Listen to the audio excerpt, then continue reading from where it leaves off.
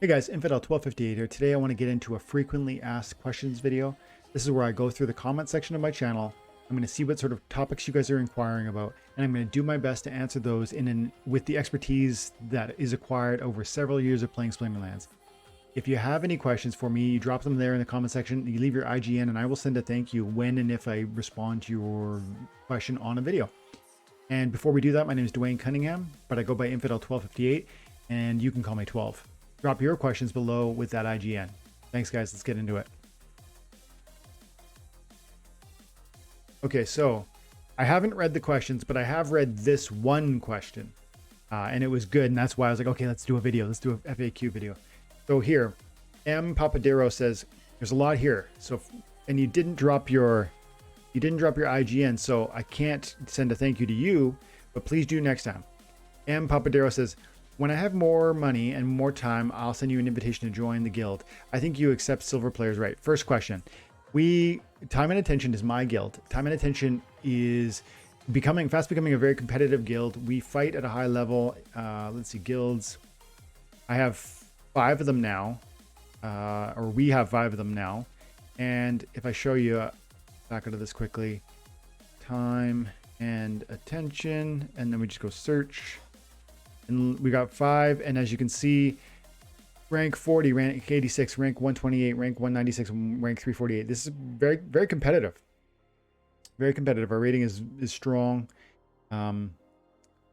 Yeah, we're growing and we're getting stronger. We have room, we have spaces, and we are looking for the right person, but we're by no means in any sort of rush. And I'll tell you now, Time and Attention 5 has like a really tabletop feel. Those guys love tabletop. They also love real money trading, like the history of selling real in-game assets for real money. So if that's kind of your story, you might want to reach out to Jim Morgan, who's the captain over there. Bernie's Fine is the captain at TNA 2, and he's looking for the right person, but he's by no means in any rush. TNA 4, I'm running that with one of my accounts, and again, just looking for people who love Splinterlands, who understand what this game is. And we will do occasionally recruitment tournaments, but the short answer is silver or better. We don't really need you to be silver, but we need to know that you're committed to the game. And one of the ways we show commitment is by having a financial investment. I would generally say we're looking for gold or better, but if the right silver account came along with the right player who had a knack and a vision for this game, maybe we would entertain that. So that's the first question answered. The second part, you say, "Anyway, I have one question. In the top hold," this is really cool, guys. Listen to this. "In the top holders in CP with 37,000, I am number 3,800. If you divide that number by 4 or 5, because big players have many multiple accounts, does that mean there's only 700 to 1,000 maximum people playing this game pretty seriously?" That's pretty interesting. That's really, really interesting. Let me go have a peek at something here. I'm going to Peak of Monsters, and I have several accounts, as you guys know. Let's go over to this is my smallest account. It is 57,000 or 52,000 collection power. Now I don't know if I own that. I might just be delegated that. Let me go over here to more or Explorer. You go to Explorer, and you go top holders, and then you can go rich list collection power and wait for that data to load, and we can actually see where we land. Now, I don't know if I own the CP that I hold on this account, or if I've delegated it to myself. That will matter because it'll affect where we land on the rich list. But it's a great point. He says he has 37,000 collection power, and he says that he's around that 4,000, 3,800 account mark. And he's right. There are many players at the higher level that are going to have multiple accounts that are higher than 37,000 CP. So I do think that probably means his math is, we're taking forever to load this anyways. But I can say, without looking at that, I do believe that that makes some sense, right? It's like, there's 4,000 accounts above you. You have 37,000 CP. Many of those accounts are going to be way above you, 2 million, 10 million, 25 million CP. But who cares? Like each one of them is an account. And I would argue that 37,000 collection power means you're taking the game seriously. And so maybe that makes sense. But so I'm going to agree that this makes sense. That there probably are 700 to 1,000 accounts people. There are 700 to 1,000 people playing this game that are really deeply invested. That's how I would phrase that. And I would add to that sentiment or that explanation that there are probably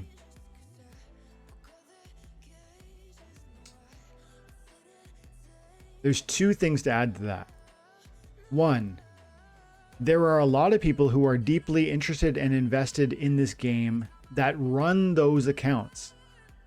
So there are 4,000 accounts above you. So let's see, 7 of them are mine that I delegate to someone. So does that mean that there's one person holding 7 or 8 accounts who's me? Or does that mean that there's 7 or 8 people who are deeply invested in the game, spending their time and attention playing it every single day on my account? Remember, yes, it's my account. Yes, it's my cards. But that means there's 7 or 8 people running those accounts, playing it every day at a high level. You see my point? That it doesn't mean that that's different than there just being one guy who holds 7 accounts or 8 accounts, whatever it is. It's actually 7 or 8 people deeply invested on some level, playing at a high level in this game. And I think that's an important distinction. And then I would also add that even people who have 15,000 CP are taking this game seriously. And so it would be interesting to know where the 15K mark lands you. Does anybody out there have a 15K? I could do it myself quickly, I guess, but I can't. I'm not going to do it right now in the video. Dinner's coming soon.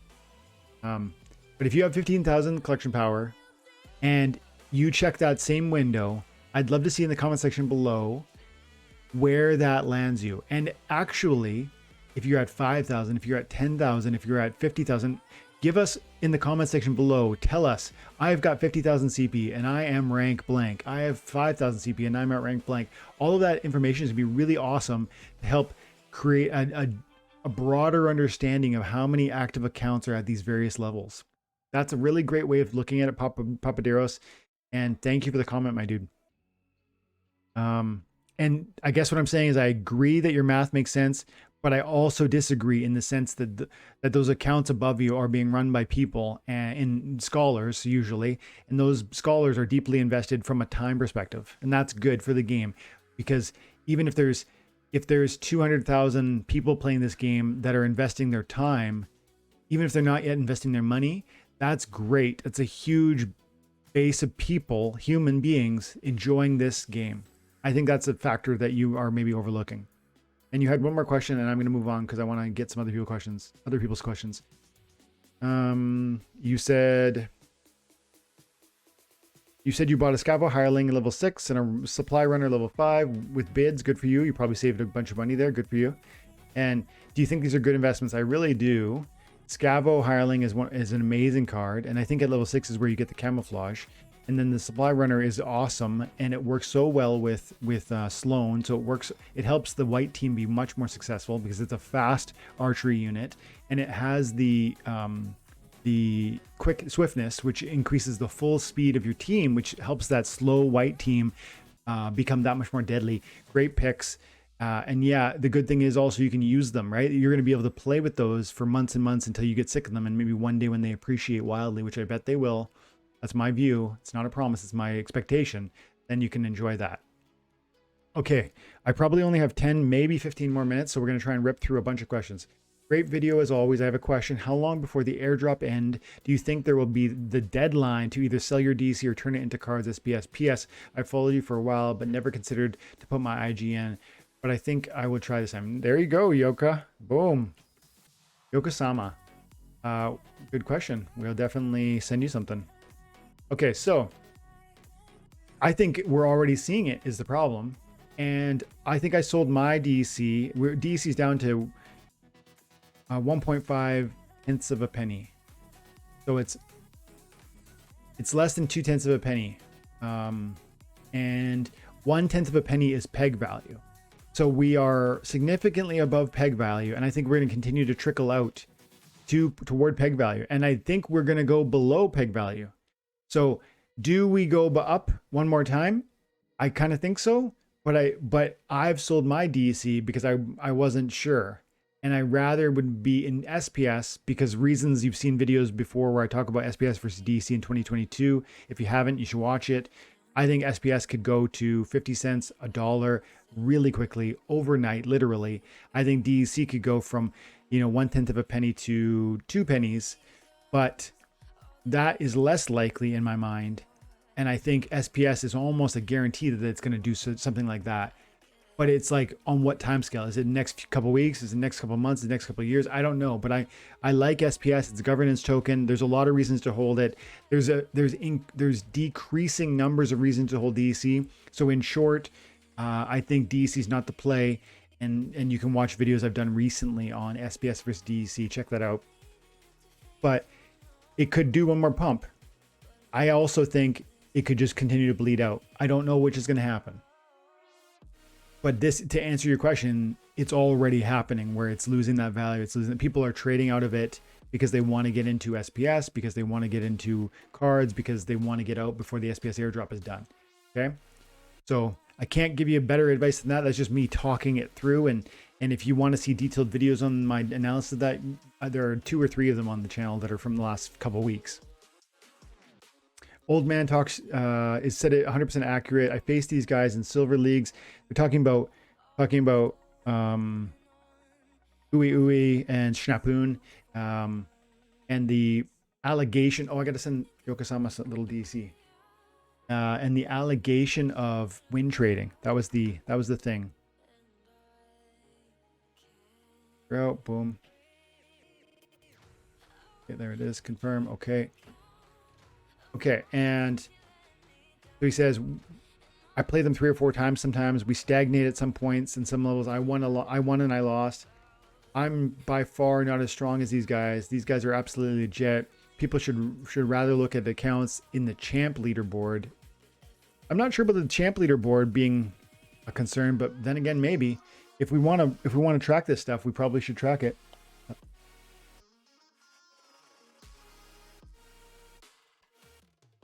Can't do that right now. Yeah.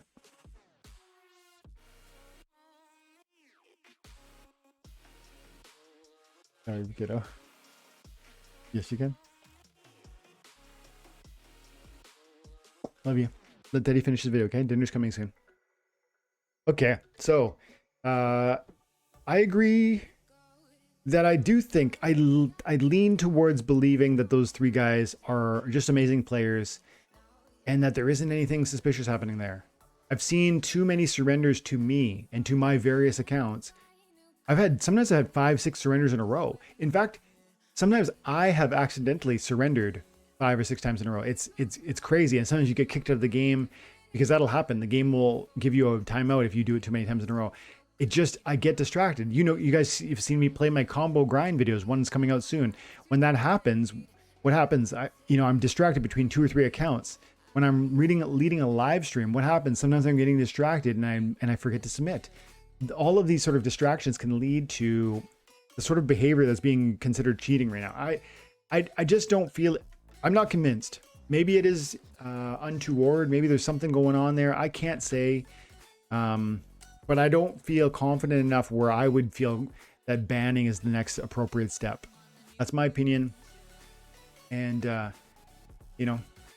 I encourage Kira to keep looking into it. I also encourage the broader Splinterlands community to keep looking into it, because I would like to know more information so that we can understand that better. Because I don't want that sort of, I don't want win trading. I just don't know. I don't know. I don't know how to track it, because the tracking I saw to me might not be suspicious, but then where would the line in the sand be that I would say, okay, that's suspicious? I just don't know. I'm glad I don't have to figure this out. That's where I land on it. Let's see. Powis. What if they don't choose to take the investigation? Does that throw red flags for you? I would say that it does, Powis. Yeah. And I thought about answering that question in the video, and I'll tell you, on one hand, I'm reluctant to say that, because I don't feel like, you know, like picture this. You're walking down the street, somebody turns around and says, "You're a blank." You're a blank. Like, just, I don't want to say certain words, but you know, you're fill in the accusation. You're this thing. And there's anger and there's finger pointing and the crowd forms and everyone's looking at you and like, you're not that thing, are you? Why should the world demand that you have to stop and defend yourself if somebody turns around and insults you? You know what I mean? That's where I feel like it kind of, that's the hard thing for me to discern here, because I feel like on the one hand, if I was Uwe and somebody was saying this to me, I would want to say, why do I have to defend myself? This is nonsense. You're an idiot. Go away. That would be my view if somebody finger pointed at me and said something like that. But then again, you know, yeah, if the air could be cleaned, I think I would want to participate in that process. But again, isn't it feels unfair that we can just turn around and point the finger at you or me or John Doe or Jane Doe, and then suddenly they have to defend themselves because you finger pointed. I just don't. And I know for a fact, if I looked at anybody's account, every single player, there's going to be surrenders. And there's going to be certain times where I could find, if I look at enough history, I'm going to find certain people surrendering to you regularly. There's not so many people playing this game at the same hour of the day across the world as you might think. If we just earlier, we talked about how there's probably 1,000 people playing in the top, in the 37 collection power, 1,000 actual people. Picture that the fact that they are situated in certain areas of the world. If Canada's awake because of the time of the day, then Canadian players, American players, Mexican players are playing. If Southeast Asia is awake because of the time of day, they're playing. That would imply that you're going to run into the same players over and over and over again. So do you see I'm reluctant to say yes, but I guess I would agree that would be a red flag. But I still wouldn't finger point. I would say to them, I don't know. Why should you have to defend? I don't know, man. It's hard. Good question, though. Yeah, good question. Has anyone tried telling Kira 1995 to just get good? First of all, Kira 1995, if you ever watch my content, I hope that what I said in that video didn't make you feel offended, because I don't know you. I'm not trying to say exactly that you are jealous, but I have to be clear that that thought pops to my mind. Like, why, you know what I mean? You're in the third spot and these two people are cheaters. Again, I have no evidence where your heart's at. I'm not trying to insult. I really, really hope that was received that way. But Jose, that's funny comment, my dude. Thank you. Did you guys watch Splinterlands HQ vid by Gank? I love Gank. He clearly shows this happening. Really? What does that mean? Not necessarily these guys, but it's a big issue. I would like to know more about that, Darth. I'm gonna reach out. I need to go back on HQ for a chat. I haven't talked to them forever. I'd love to talk to them about that. Gank, Keys, if you're watching, I'd love to come back on sometime soon. Maybe after Easter though, because Easter is like a really busy time for my work, for church. But I'd love that. Love you guys. Let's try and do. I mean, I maybe have 5 minutes, so let's go. Let's try and get as many as we can. I don't like what they did to those guys. Yeah. Can you top tournaments or Can you top tournament or leaderboards doing the trading? Can you top tournaments or leaderboard doing win trading? I don't think I understand that. I don't think so. How many bots they need to be able to do that? This is a good question. Guys, listen to this. If Uwe and those guys are doing this win trading with bots, understand that what would they need? Like 100 bots? And they'd have to fund every account, because those accounts need to play with them at silver in order to then grow to them at silver. So that's an investment of probably 500 to 2,000 bucks for every account. And they need what? 100 accounts, 10 accounts, 20 accounts? I don't know. A lot of accounts. And like I said, they have to fund them and run them so that they can then throw to them. And what do they do? And they're going to get let's say that's happening. He's going to finish first. Snapu's going to finish second, and they're going to get how much DEC per season? Like, it's not that much. The leaderboard is worth something, but I mean, if they're funding accounts in order to throw to themselves, you're talking 40,000 DEC, which is like $40 pretty soon. It's like maybe 50, 60 bucks at this point with the DEC prices. It's actually about 45 or 50 bucks. You're telling me that every 2 weeks, 20 bucks a week is going to fund dozens of bots that are throwing to them? That feels unlikely.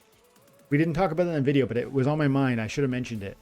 That's a real, that to me makes it feel unlikely. Again, love to see more comments and discussions on this, because if it is happening, we need to figure it out. It should stop. If it's not happening, we need to all kind of forgive and apologize, because this is finger pointing, and this is like a public trial almost. Okay, let's keep going. And you didn't. Yes, you did. Never melt ice. DC. I'm gonna have to give you 100, my dude, because we are low. I am low on DC ever since and I want to have some ready for Wednesday, Thursday in case we do the wheel of freebies. Okay, let's do 3 more. You had more to say there, but yeah, you had more to say, but we got to move on. My thoughts on this is that the tools you're mentioning are great and helpful. Put yourself into the seat of new players. You are basically shooting it in the dark, trying to submit a team you think you can have a chance to win with. Maybe the new players in Chaos Legion, maybe the new player is Chaos Legion only for the most part too, since that is where everything is right now. Honestly, just being able to know what summoners the opponent has is a big help. Seeing the last 5 battles that we already can. Okay. Can be useless. He's talking about a cheat to win video. And this one I was talking about, I think this is the one where I was talking about using third-party applications to understand what your opponent is using to play with. And he thinks those tools would be great and helpful. Yeah, I think so too. That's what I did say in the video. I don't think they would be cheating. I just feel that if they're going to be present and useful, they should be useful to everybody. I really think it should just be part of the game. The game should just give you my whole history of battles and then give you 2 minutes to look at it. If you want to waste time looking at that, go ahead and look at it. If you want to look at what my daily quest is, look at it. It should just open the book, open door, show as much information to you as they want to look at, but you only get 2 minutes to form your team. So that's how I see it. Leave your IGN. No, leave your IGN next time, Dog Pound. Why play this game when bots take all the rewards from everyone? I love the 1 thumbs up. Alex, I don't agree that happens. Yeah, man, you've been watching me for 4 months, my dude. Like, I'm not sure. I don't know. I'm not sure how to approach that conversation. I really strongly disbelieve your statement. Bots are a small fraction of what's happening, and bots give you benefits. As new players, bots are keeping the card prices low because when there are bots, they are earning rewards for relatively cheap with almost no time and attention, and therefore those owners are able to liquidate those cards for practically free. That helps new players get new decks, and so for that reason, I think bots actually have some silver lining. That doesn't mean I like and approve of what, the growth of bots in this system, but I would argue that one, you can't do anything about bots. There is no solution to it, and while I wish the human community would continue to grow and flourish in a way that is really substantial and obvious, I just do not agree that the bots are holding humans back. Nor do I think they're very smart or powerful. And so when you do run into them, they should be an easy win, which again should be a benefit to you, another silver lining that bots offer.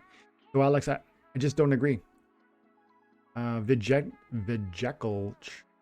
Do you think we can get land for even less money once reveal phase comes out? You can buy land now and get lucky with an epic or legendary land, but you also can get a common land. Do you think that the land will be worth $300? I don't know how to answer that because of 2 things. One, it's going to depend on when the bull market really ends. Because I think we're still, I know it looks bad. I still think we're in a bull market. I don't think we're done. And I do expect a big bounce. And I think crypto, including altcoins and Splinterlands, probably will benefit from that. And so if that happens, then that would probably precipitate significant price increases in land.